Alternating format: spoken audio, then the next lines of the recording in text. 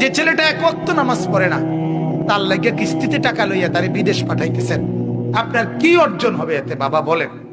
আখেরাত কথা কয় না, খবর দুনিয়া, দুনিয়াও তো না, এতে খবর রাখতো না, খবরও রাখবে, খবরও রাখবে।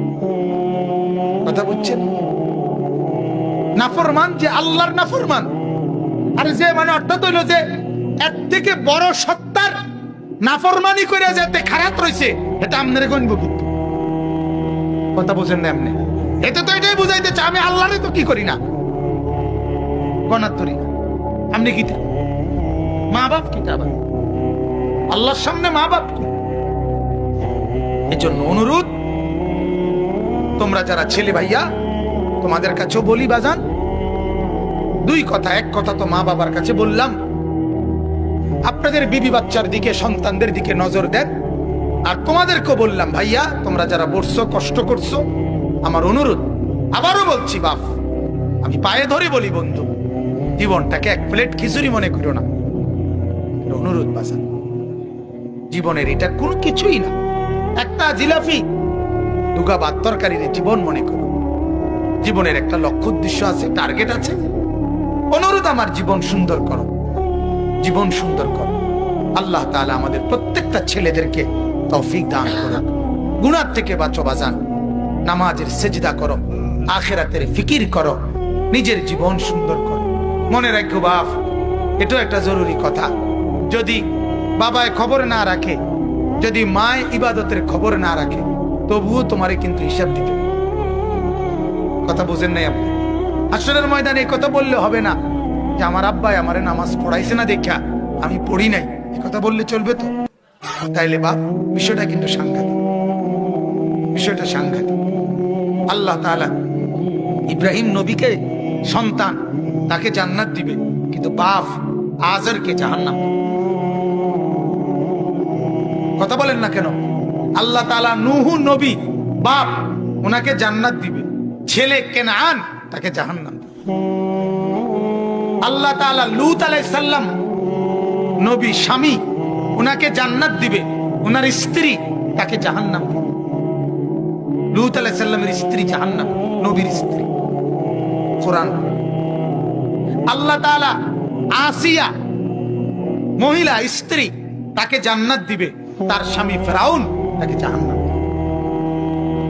স্বামীরে বুঝাই দিল তুমি কিন্তু জান্নাতি হতেই হবে, স্ত্রীকে বুঝাই দিল তুমি কিন্তু জান্নাতি হতেই হবে, বাপকে বুঝাই দিল তুমি কিন্তু জান্নাতি হতেই হবে, ছেলেকেও বুঝাই দিল তুমি কিন্তু জান্নাতি হতেই হবে। অতএব প্রত্যেকেই নিজ নিজ জায়গায় আখিরাতের ফিকির।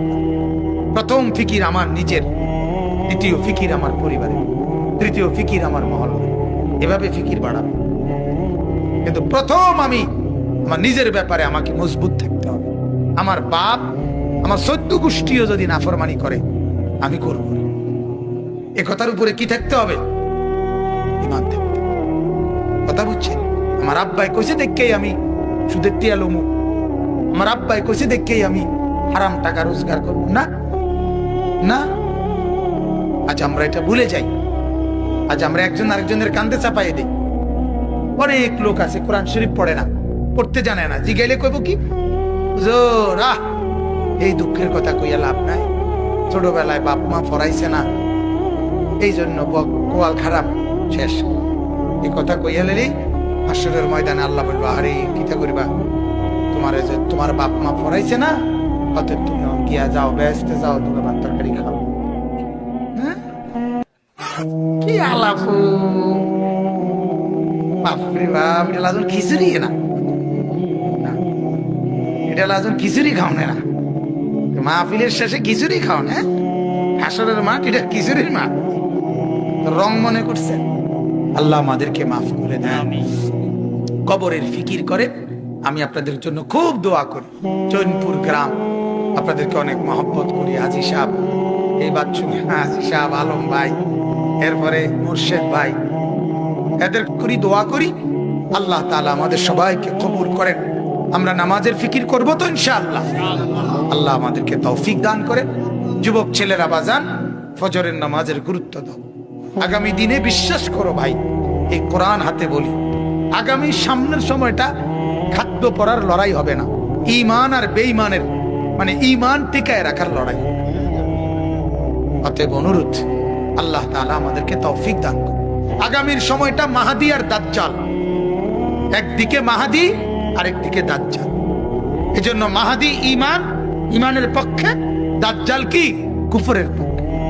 আমার কথা পরিষ্কার, 7-8 লাখ টাকার লস না, 70 লক্ষ টাকার লস আমি মেনে নিতে রাজি, কিন্তু আমার সেজদা যেন ছুটে না যায় এটা আমি খেয়াল রাখতে রাজি, আল্লাহর কসম। সোজা হিসাব, দুনিয়া পুরাটাই লস, ঠিক কিনা বলেন না? দুনিয়ারে আল্লাহ পুরাটারে কইছে ধোঁকা, কথা কয় না? দুনিয়া পুরাটারে আল্লাহ বলছে তামসা। ওয়ামাল হায়াতুদ দুনিয়া ওয়ামা হাদিহিল হায়াতুদ দুনিয়া ইল্লা লাহবু ওয়া লাইব। আল্লাহ বলে আমি বানাইছি বান্দা, আমি বলতেছি এটা তামাশা, এটা খেলাধুলা, খেলনা। আমনে না কোন এটা আসল। আল্লাহ